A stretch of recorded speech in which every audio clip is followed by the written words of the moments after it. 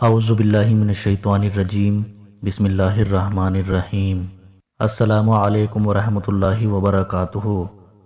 حضرت ابو ہریرہ رضی اللہ عنہ فرماتے ہیں کہ جناب رسول اللہ صلی اللہ علیہ وسلم نے ارشاد فرمایا، جنت کی تعمیر کی ایک اینٹ سونے کی ہے اور ایک اینٹ چاندی کی، اس کی مٹی زعفران کی ہے اور گارا کستوری کا ہے۔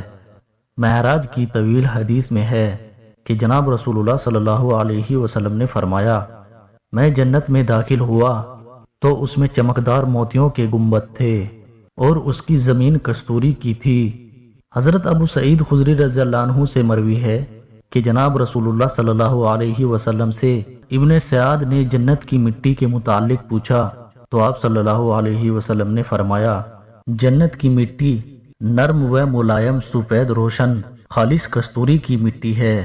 پہلی حدیث میں جنت کی مٹی کو زعفران سے اور گارے کو کستوری سے بیان کیا گیا ہے، جبکہ دوسری حدیث میں جنت کی مٹی کو کستوری سے بیان کیا گیا ہے۔ اس کا ایک مطلب تو یہ ہے کہ جنت کی مٹی بھی پاکیزہ ہے اور اس کا پانی بھی پاکیزہ ہے، اس لیے ان دونوں کو باہمی ملا کر ایک نئی خوشبو پیدا کی گئی جس کو کستوری کہا گیا۔